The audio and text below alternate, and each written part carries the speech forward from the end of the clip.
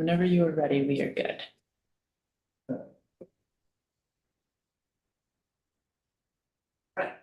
I'm ready.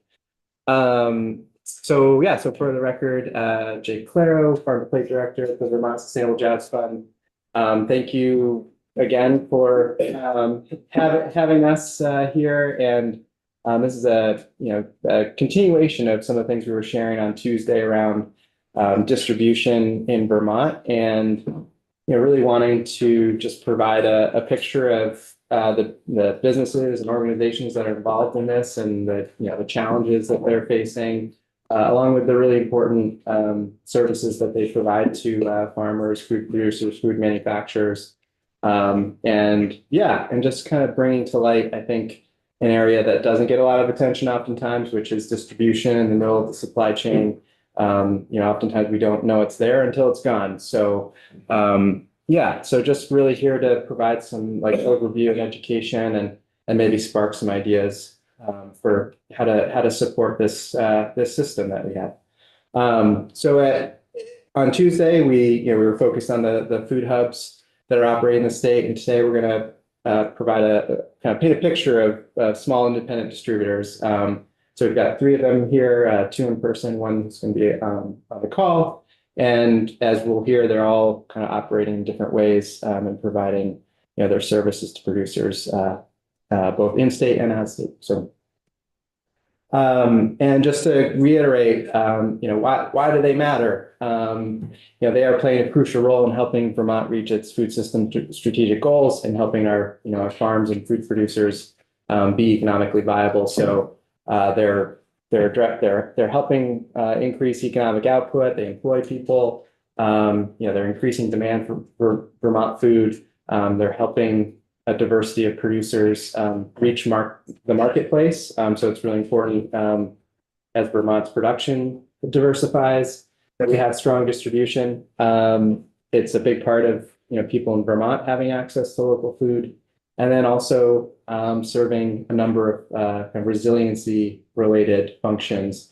As we've seen in the last couple of years, there's different ways that supply chains get disrupted, and these are the businesses and providers that we oftentimes turn to keep food flowing. So those are kind of the high level important factors.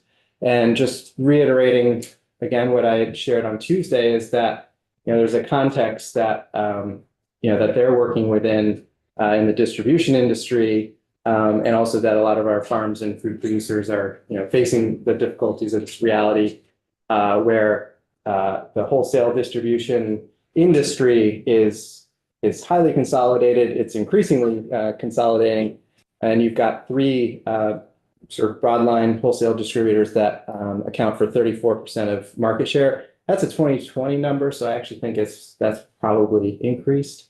And one of those big 3, Performance Food Group, has a footprint in Vermont. Has purchased Reinhart, who had purchased Black River. So the impacts of that consolidation are definitely felt here in Vermont.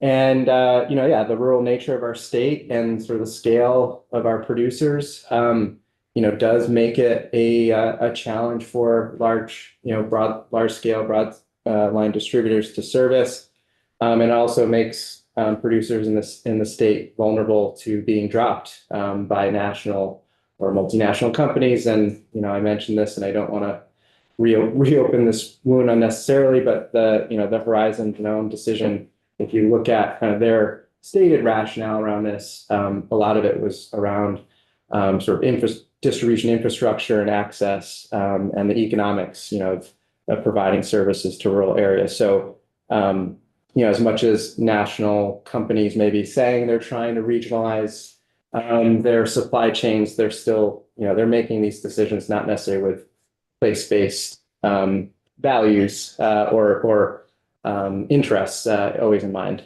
And then, small-scale producers may not have required volumes or business scale to feasibly work with large distributors, and there's a lot of fees and costs that come with those relationships. And then it can be really hard also to absorb the cost of self-distribution. And we heard from some of the farms on Tuesday about for a time, a lot of farms got into self-distribution and then, really had impacts on their quality of life. And just, yeah, the challenges of managing that in addition to farming, it's a lot to ask. So, our independent distributors really play a critical role in addressing a lot of these sort of larger kind of structural challenges in the distribution industry and the impacts of that has on small farms and food producers.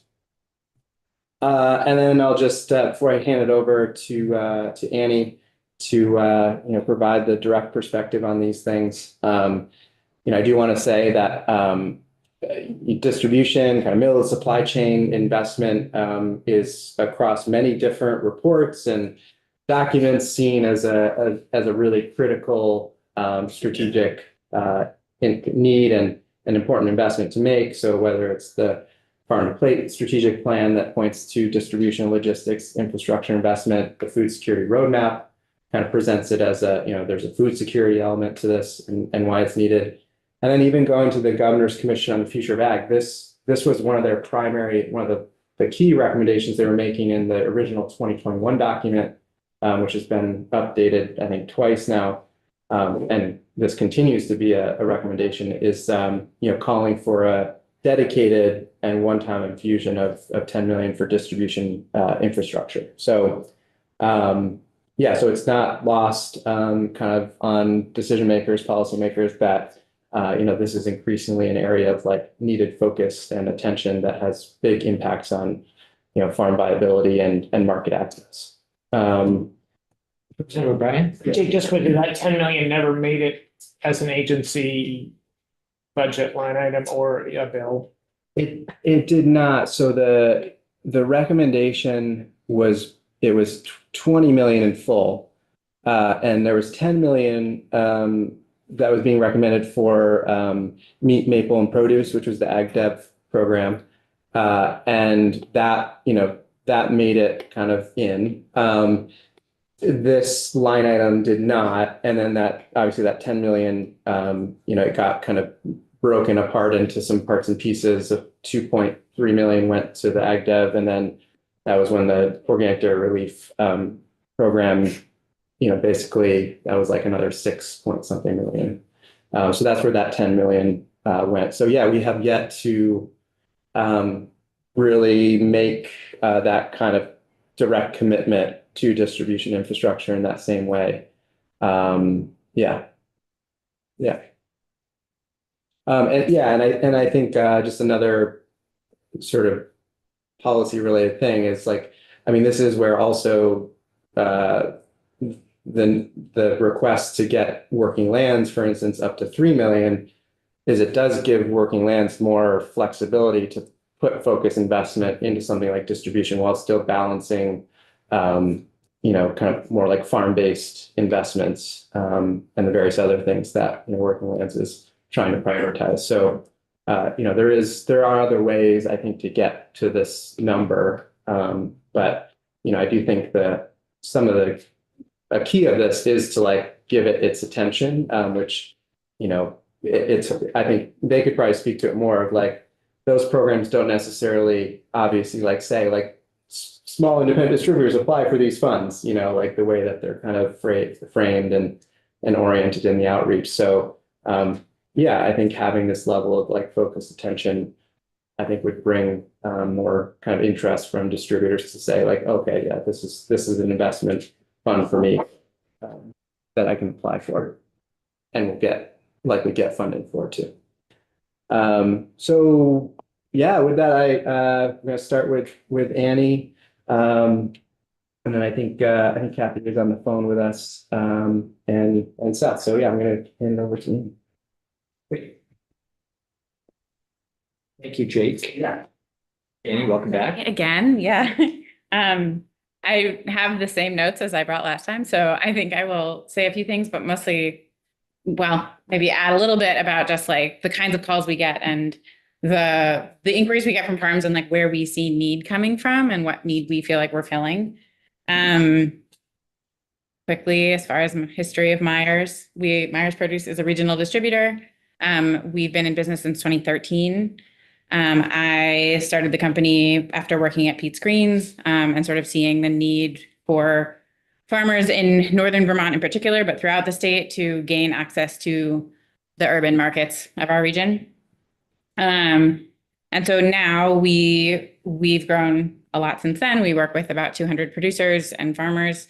We sell to like 200 to 300 customers on a given season. Most of our customers are in New York City, Boston, the Cape, and the Hudson Valley. And we are physically trucking the product from, we're picking up from most of our farms and delivering directly to most of those customers.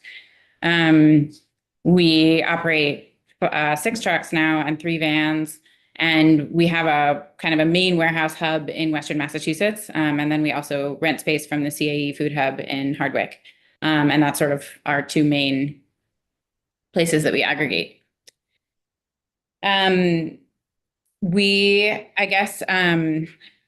Just also kind of review, like we offer 3 services. So we offer distribution, where we're buying food and then reselling to customers.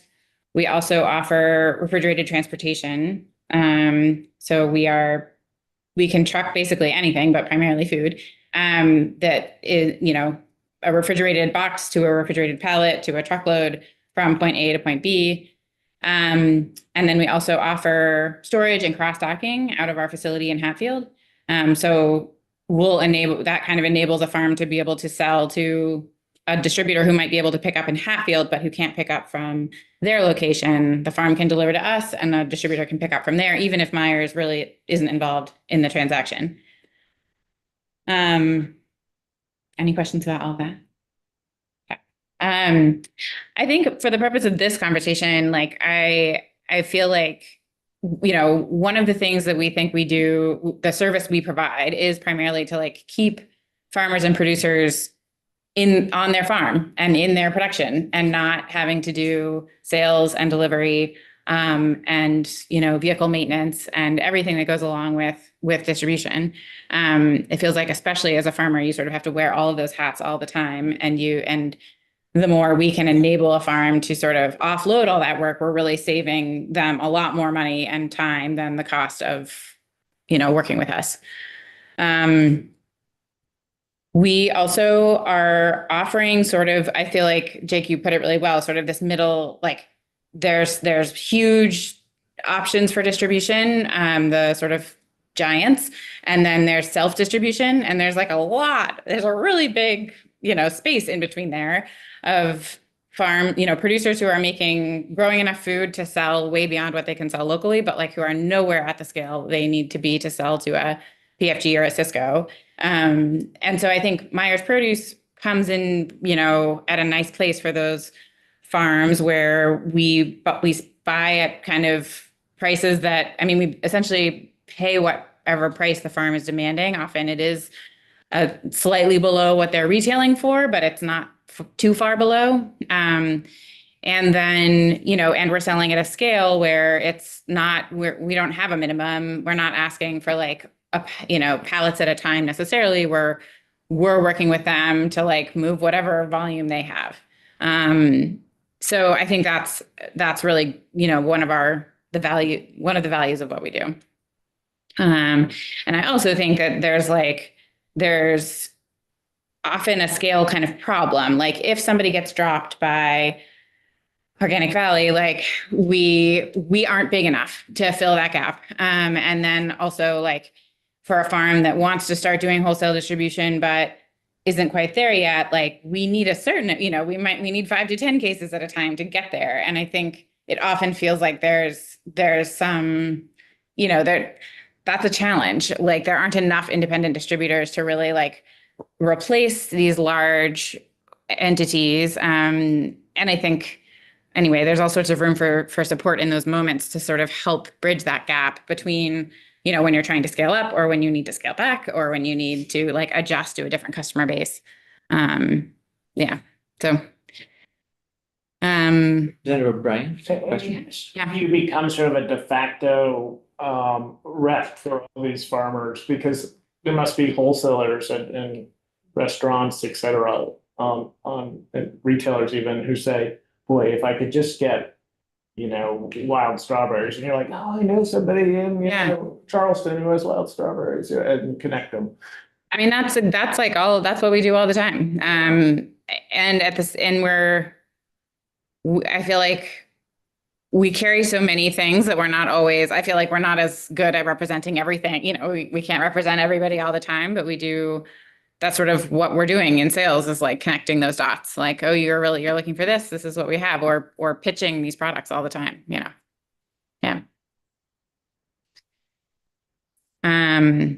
The distribution piece, or the infrastructure comment, was interesting because I think I was one of the main first people trying to get those 10 million into distribution infrastructure. And it does feel like in the role that we're in, we are picking up directly from a lot of really small producers. And there is, anytime we can be picking up, 10 producers from one location, that helps. And there just aren't that many places in Vermont to do that. The Intervale provides cross-docking and, refrigerated, like they'll just hold things for 24 hours in refrigeration, and then you can pick them up. The CAE Food Hub actually isn't offering that technically. Otherwise it's like a ton of handshake deals, or like calling Hurricane Flats and being like, hey, can Villa Kula drop off their skier? Will you hold it? Like, it feels so tiny, and so having just any sort of refrigerated infrastructure for cross-docking would enable aggregation that would make what we do more efficient. That is something Farmers to You has a facility in Middlesex, which I desperately don't want them to let go of, because it's like refrigeration and loading docks. And that kind of thing we need more of to make what we do work better. Yeah, just can you give a sense of maybe like the size needed, and maybe the level of investment that it requires, just to give some back of the envelope. It doesn't need to be much. I mean, I feel like even just a refrigeration that could fit 6 to 12 pallets, which is less than a box truck, where if we could have, I have no idea the investment needed, because it sort of depends what's there. And, but I feel like often there's sort of whole organizations build up around food hubs, when in fact, if the infrastructure existed and sort of it could be less staffed and less kind of, if there could be one organization managing a lot of different locations, in my opinion. It just, if we went more of a lean direction. Anyway, that's a weird vision that I have, but. Just quickly, I wondered, of the 6 food hubs that Jake brought in the other day, how many do the cross-docking? Where are your 6? So Connects? Intervale, Food Connects, CAE, Newport. Acorn, and I guess Rutland does some. Yeah. Connects was here too, but they're. Yeah, so really all of them that were here do some level of cross-docking, but it's relatively small scale. Yeah, they do. And the thing that's missing is the central, is White River, anything around White River Junction. But because those all help for sure. Yeah. So just geographically, that's a whole kind of where there's. Right. If somebody's in Middlesex or in South Royalton, where do they go? Mhm. It's sort of, yeah. I should name more towns, but exactly, there's a radius in there where it's just not obvious where to go. Are there, so just thinking about parts of the state that are underserved, and just thinking again about the work that you do, are there comparable businesses located in other parts of the state that are meeting that need, that demand? And then other parts of the state maybe don't have that? Or are you unique in Vermont at the level that you're operating? In Vermont, at kind of doing exactly what we do, I wouldn't say there's anyone similar, but there are a few similar businesses in other state, in Massachusetts, that buy from Vermont. Yeah, I mean, and Seth is tackling a portion of the state that we don't really touch as much. Who Which portion is that? Well, I just feel like you're more on the west side and I don't go, where trucks don't go over there as much. Yeah. Um, I had one other like topic, I guess, which is just that we've been selling more and more meat and it feels like it's really exciting. It's been feeling like it's like across the board, beef, pork, lamb, chicken. We're kind of like, we have customers who are really excited about like meat that is labeled with farm names, cuts of meat, and that it's like a big growing category for us. And it also feels like we as a distributor are having to kind of go really do a ton of kind of, I don't know if I'd call it education, but like we're having to work with farms to build up like case sizes and tracking, how cases and weights and cuts of meat are inventoried and sold into a distributor because they're all pretty small operations who are trying to scale. And it's a lot of work and it feels like it would be, it's an area where like we're about to potentially apply for grant funding to sort of create packaging and labeling and scales that we think would be appropriate for the farms that we're working with so that it would make it easier for us to carry these products. And that feels like, I feel like the state has done a lot to tackle like the slaughterhouse bottleneck. And now I feel like there's the need to tackle sort of the distribution of meat, the system of distribution of meat, too. So it's another topic. So the meat, the increased volume of meat that you're carrying, is that coming from, is it very dispersed? Lots of different farms? Yeah. So it's like Snug Valley Farm in East Hardwick, Cross Farm. Now I'm gonna like blank North Hardwick Farm. It's a lot of like relatively small farms. Yeah. So are there specific things, just to your point then, just Yeah. thinking about following up, are there specific recommendations that you have? Is the funding question or is it more than that? I think it's probably both funding and kind of like trainings or something, but the funding, so like packaging, I think for most meat, it's a big one, like a case that sort of says what it is and fits most of the products. And then just communication, so selling catch weight items by the case. This feels really nitty gritty, but it is like when a farm is selling a product by the pound. But we want to sell like 12 pork chops and they want to sell, 26.2 pounds of pork chops. And we sort of have to translate like, cool, is that how many 12 counts is that? And then, how are those weights said to us? Are the weights on the package? Do the weights on the package add up to the weight on the invoice? When you tell us what's in your inventory, is it by weight? And like, how many packs is that? It's like every farm communicates about those things in a different way. And I think sort of maybe it's like a technology and system building for tracking and inventorying and selling weighted products. And then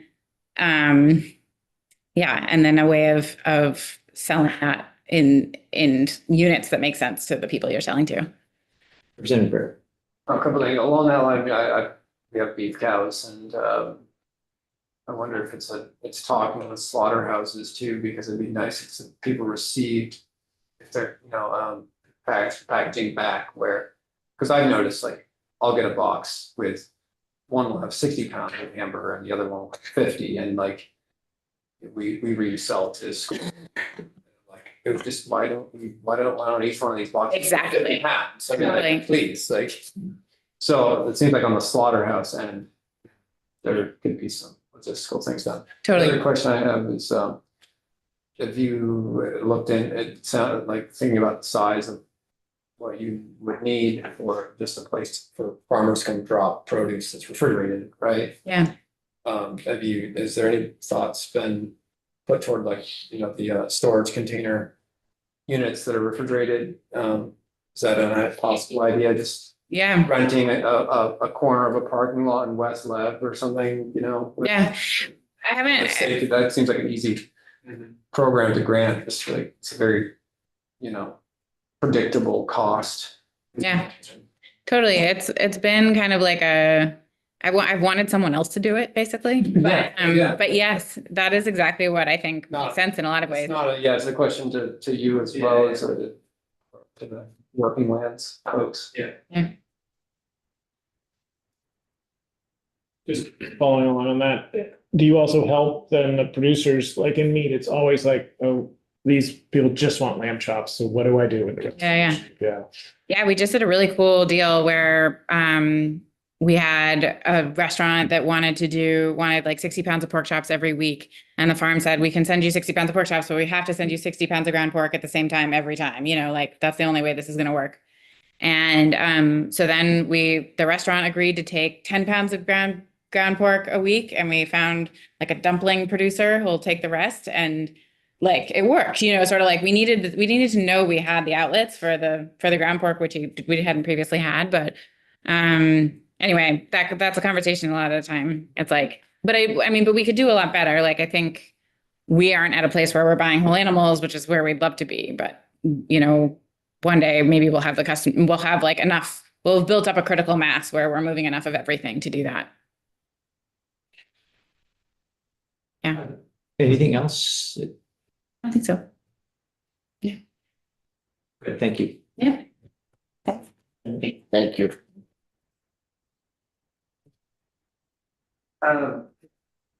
Kathy, are you on the phone?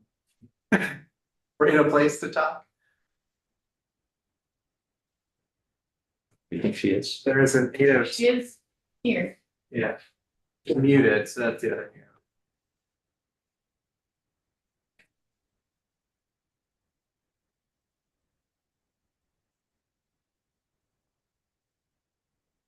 Well, if not, You have Seth go you then? wanna, Thanks for having me and us. Seth Wolcott McCausland, Pumpkin Village Foods.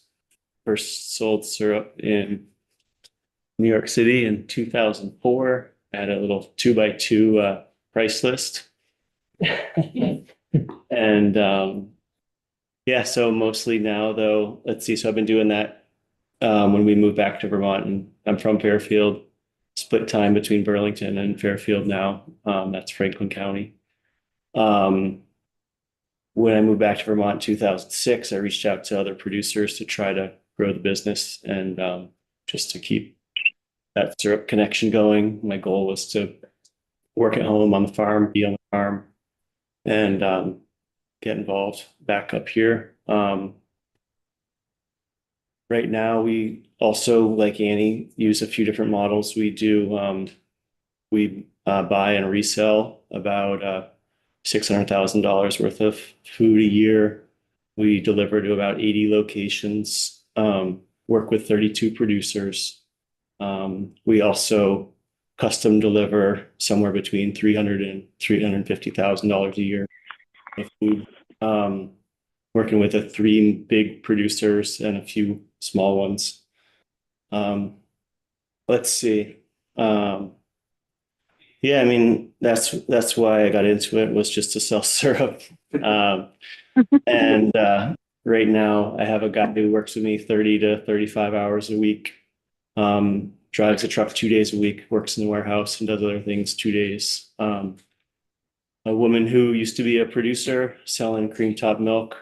She does sales, a little bit of sales work, 6 hours a week or so. She's on a flat rate per week. And then another guy who drives the truck 1 day a week in Vermont and just has started taking the New York trip on. I was telling Annie earlier, but I've been working with a guy in New York to do the last mile on about 2/3 of the volume that goes down there, which has decreased over the years. And my focus in sales has decreased in New York just because of the opportunities and interest to work up here more. So Julian, he's now driving to New York every 3 weeks is our frequency for getting down there, except for in the holiday season, we go every 2 weeks. But last mile is being handled by a fellow down there who started selling cheese and working the farm stands at Consider Bardwell, and he has built his own business now serving pretty much producers from Vermont, upstate New York, outside of the city. And he handles all their sales at farmers markets in New York. So he'll staff them up. He warehouses product, gets the product to the right location on the right days, all that stuff. And so we've been partnering, like I said, for a year and a month now, a year and a quarter now, rather. And Julian's now driving to New York. So I don't have to be doing that anymore, which has been really nice, especially with this past sugaring season. I had a much bigger role this year than previous years. My dad was 80, and then he passed away in February, so that changed things. Seth, can I interrupt you, Representative O'Brien? I think you just answered. I just wondered if it was your own syrup or if you were. Yeah, All your own. Green Wind Farm. We do buy some syrup. I buy usually depends on the flavor and the grade we make, but last year I bought 16, 18 barrels, 40-gallon barrels. But yeah, we're packing out and selling basically, 1,800 gallons a year, something like that. Retail for the most part, some restaurant and bulk accounts.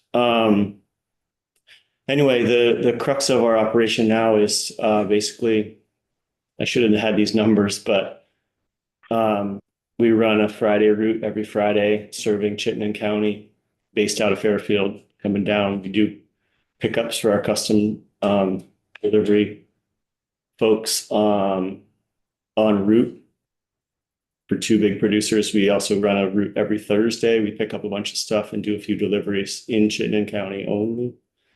Every other Monday, we do a alternating week route, one to Addison County, the other to Lamoille. So we go as far east basically as Cabot and Lamoille County, and then as far south as Middlebury on the Addison County route. On our way to New York, we do a delivery at a small farm in New York, but then we're basically running for the city. Queens, Brooklyn, Lower Manhattan, pretty geographically limited.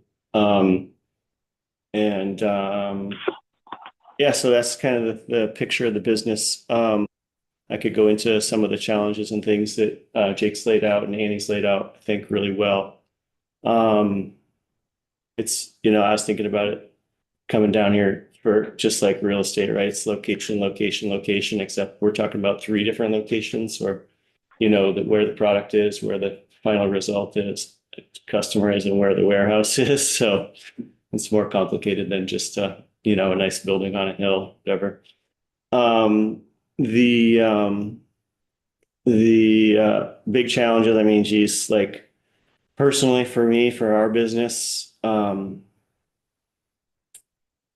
somewhat trivial in some ways, but I don't know about you, Annie, but insurance, I think, has basically doubled in the last year, which is kind of crazy. I do feel like to some degree there is a limited demand for some of the products that we carry, just because of if you're looking at population in Vermont, obviously that's why I went to New York to sell syrup and didn't try to do it here, and that's why you done such a good job with what you do.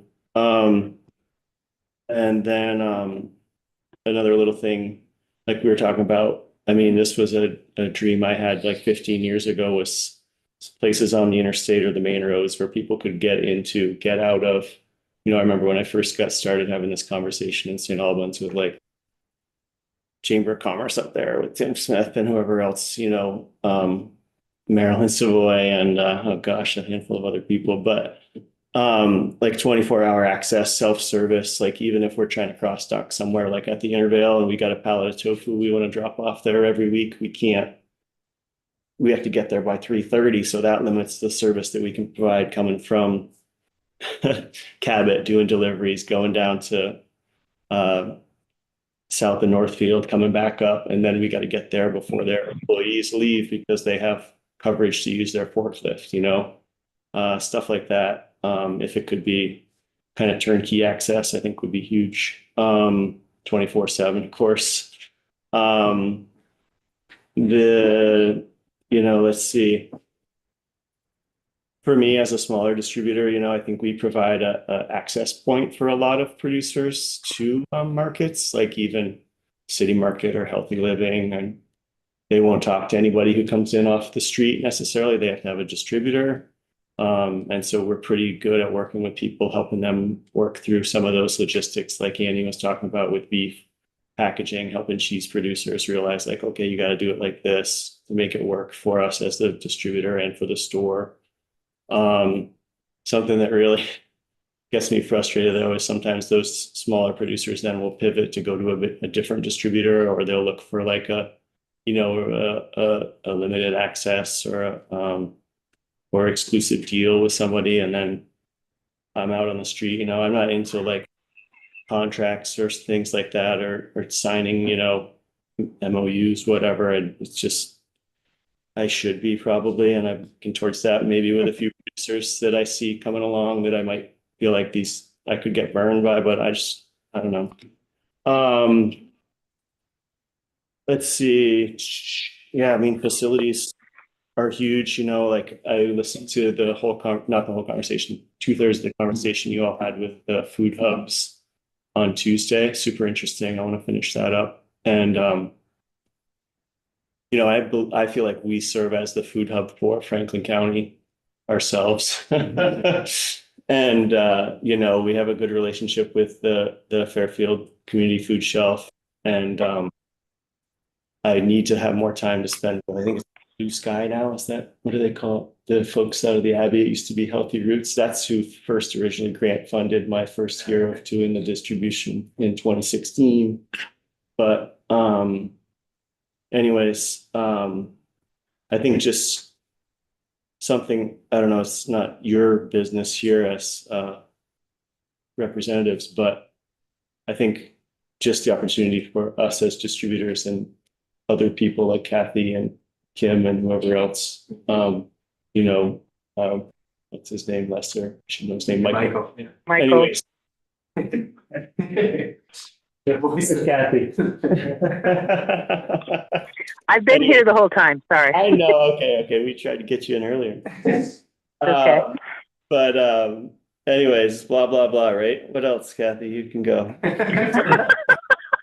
Hold on. I mean, I have blah, blah, blah to go to. So you finish. It's okay. Yeah. We got another question here before we. Yeah, I mean, I think trends in markets, things that are important. Consumers are still super interested in what we're doing. There's a lot of support. You guys are interested. The public is interested. So farm stands, a lot of farm stands popping up, but it's impossible to serve them all.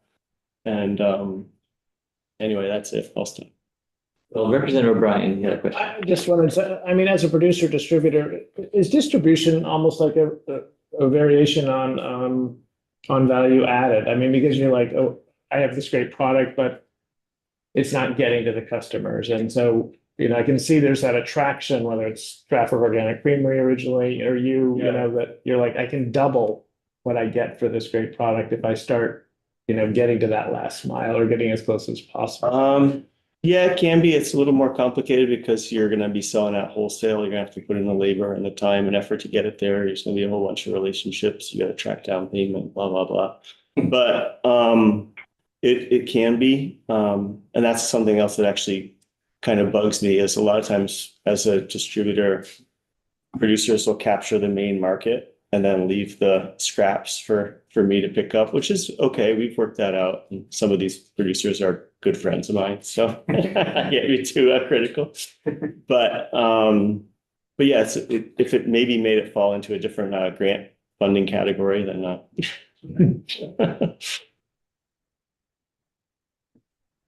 All right. Did you have anything else, Seth, or? Me? No, I'm happy to answer any questions. Yeah. Glad to be here. There are other questions? How many different retail locations in the city are you? In the city now, it might be even under 20. I was almost close to 30.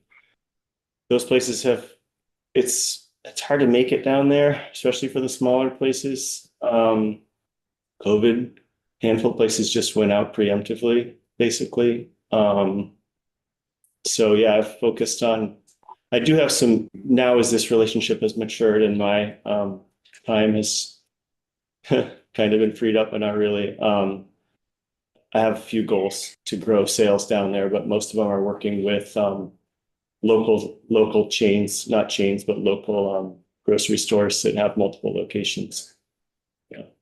Actually, oh yeah, go ahead, sorry. No, I just, if you should ask Annie any questions. well, it's for both of you and Kathy too. We hear a lot about New York City, maybe Boston, but how do you crack like where people often live and shop, but work in New York City or Boston? So we're talking Westchester, the Connecticut Shore, or, the Boston suburbs of inside of 495. Like, how do you get to those people?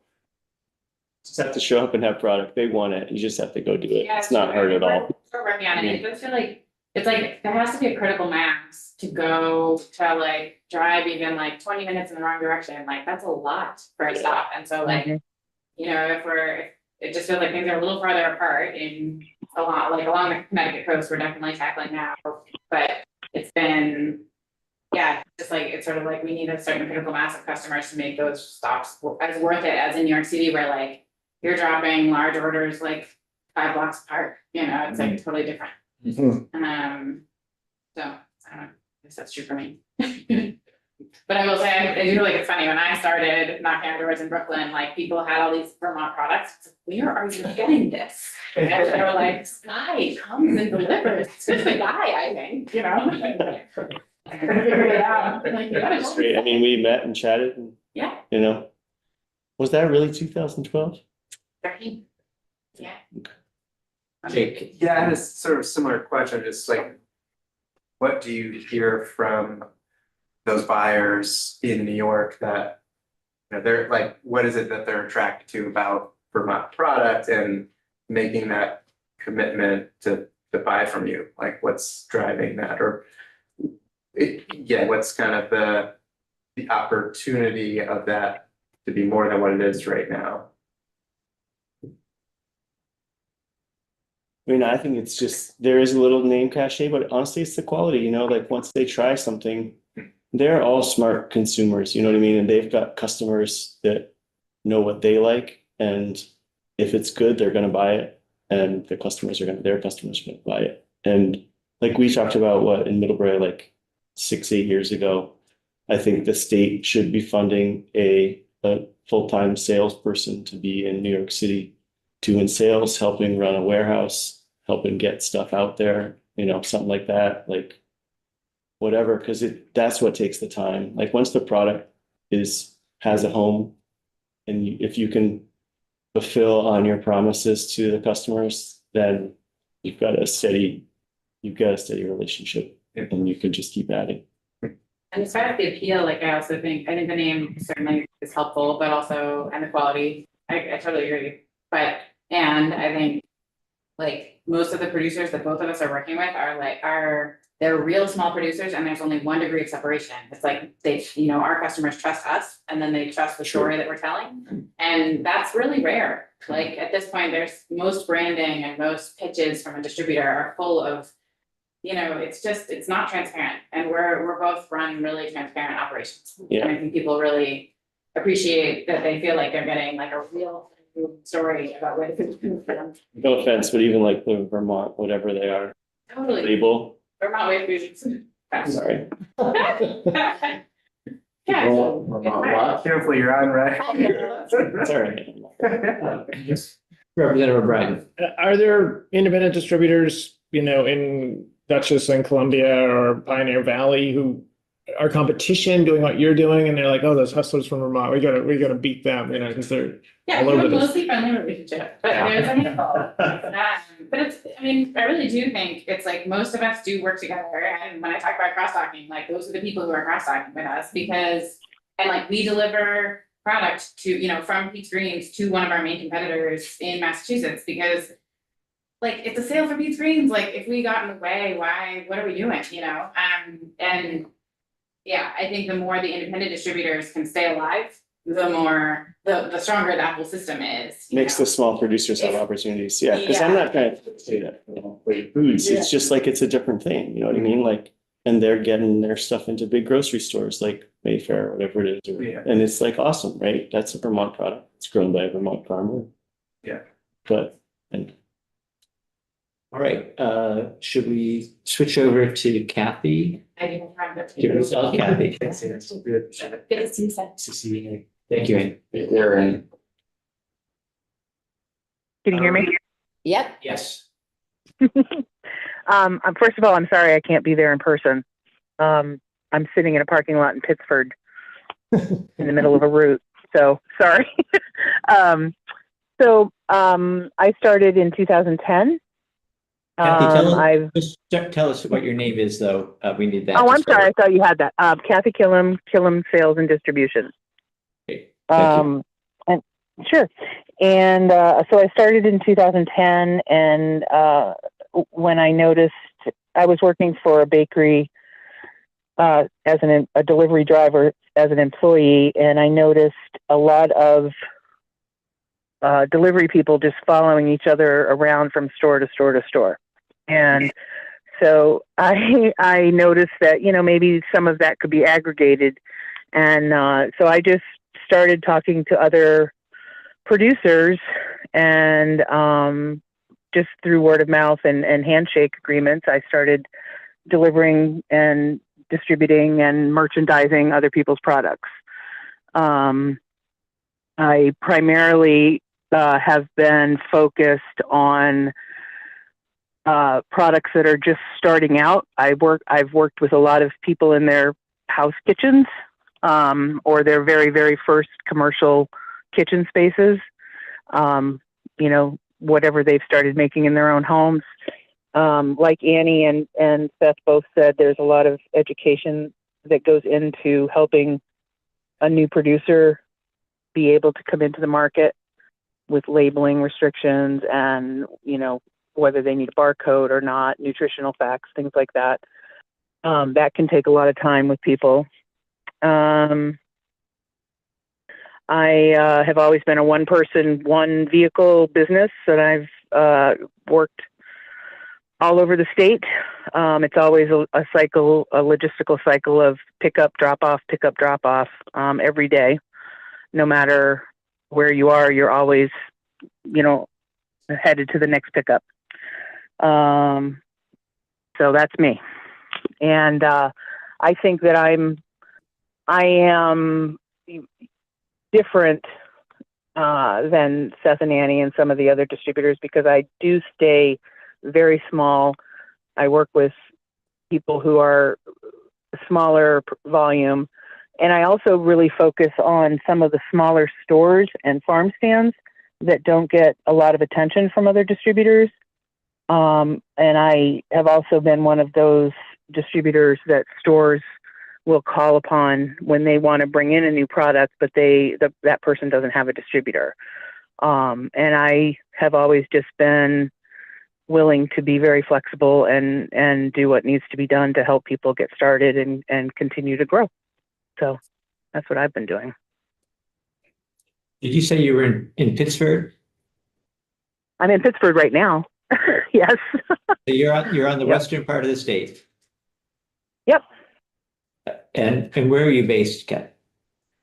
I live in Johnson. Oh, Yeah.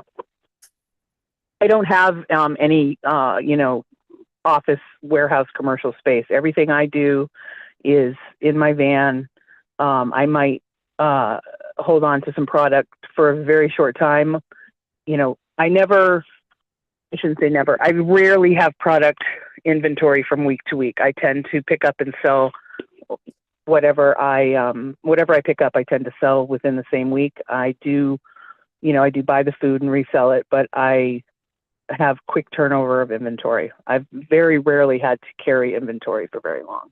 So I'm very low overhead. And that's how I've been able to keep my costs down. But it's not easy to meet all the different needs of people in all the different areas. So.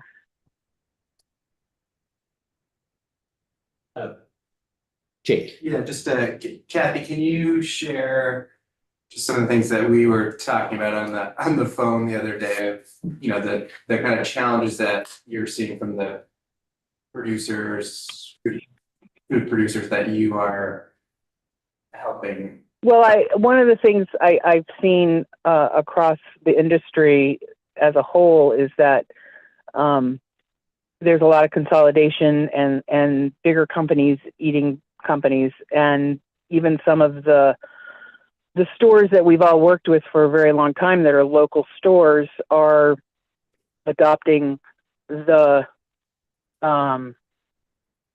business procedures that are pretty well known throughout the industry at a corporate level.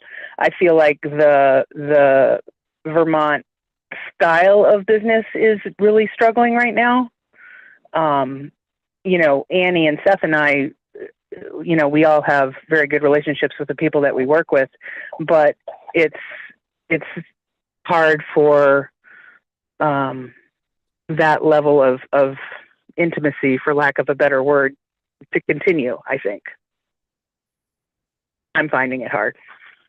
And can you just describe, some of those, what those changes are kind of in the industry? Well, I think it's just moving from local, small mom and pop village stores, small co-ops. You know, some of the bigger co-ops are fine, but the small co-ops are just struggling within the new business or the growing business type that we're seeing here in the state. And go ahead. All right. Do you think it's because they're understaffed? Do I think what? I'm sorry? Do you think it's because they're understaffed? Through no fault of their own? I think staffing is an issue everywhere, but I think that Vermont is changing, and the adaptations that it's making is kind of falling in line with some of the larger outside corporate structures that we see or that we know of. So. Next other question. Also, I wonder, I feel like Kathy, you stock a lot of shelves and stuff too, correct? I don't do as much as I used to. COVID changed that quite a bit for me, but I still do some. And the merchandising is a big part of what needs to happen with small local products that are fresh, you know, baked products especially. Sure. That are fresh. I work with a lot of bakeries and breads and things like that. So, because I mean, I'm familiar with. Go ahead. That attention on the shelf is really important. So. Yeah. I mean, I'm familiar with the challenges of getting into beverage cases and what they're asking people to do there, but I was surprised to hear that from your discussion on Tuesday that, like, even Hannaford's or Shaw's or one of them or both is requesting or requiring that producers stock the shelves themselves too, you know, and across the board. Well, as a DSD distributor, that used to be just kind of the rule of the game, you know, and I don't know how other distributors' methods might have changed. Mine changed, you know, when COVID happened, some of the policies in stores changed. You know, they didn't want people going into the stores to stock for a while. And I don't know how many stores have brought that back, or how many of the vendors that they've, you know, are allowing back into the stores. I know that I don't do it at all my stores anymore, and some of that's the store and some of that's me. But it's not a new thing. That's not new. So, and Hannaford's and you know, bread vendors and local bakery products. I'm not surprised that Hannaford's or somebody else is asking them to do that. So. Kathy, when you mentioned the changes that you see happening in the industry, Mhm. I'm thinking, like, are you talking about technology and other like efficiency steps that are just that maybe businesses are feeling they need to take in order to stay Yeah. competitive? I mean, I definitely think that's what it is. I think that there's procedures that businesses are being advised to use. I think some of it comes from keeping track of, their inventory and what's working and what isn't. It's also from an accounting perspective, keeping a better hand on shrink and things like that. I just think, and I think that technology is playing a part in that. I mean, there's a whole lot more choices for those types of technology than there used to be. So, yeah, everything's being tracked all the time. And more stores are requiring people to have barcodes because that makes things easier to track, as well as not having to, hand label things. They're requiring new products to have those earlier than they used to. It used to be that local producers could get away with not having barcodes for a while, and it's a shorter amount of time now than it used to be, depending on how much the store wants the product, So. Yeah. Yep. Kathy, did you have anything else? I'm not seeing any raised hands here in the room. No. Thank you for having me. I appreciate it. Yeah, thank you for joining us, and we'll let you get back to your route. Okay, thank you. Thank you very much. Thank you, Kevin. Thanks, Kathy. Bye. So, Jake, that's it, right? We've gone, Yep. heard from everyone? Yep. Did you have anything you wanted to wrap up with? No, I again appreciate this opportunity, and hopefully, there's been some ideas shared here that, we can think more about in terms of what are the funding or as appropriate responses, and, I think there's some things, that providing some direction around that. So I appreciate Seth and Annie and Kathy taking the time to share their thoughts. Yeah, I want to second that.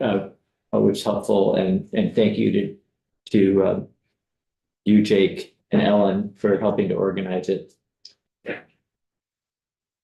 We're, I think, going to wrap up then for the week, and I hope everyone has a good weekend. We'll be back, usual Tuesday schedule, starting at 10 on the floor, and then testimony, possibly back before lunch, depending on how long the floor goes. Mondays or Tuesday, looking like. We're gonna have floor, and then we got a couple bills and a bunch of resolutions. If I remember right. Okay, so it may be a will be coming in after lunch. All right,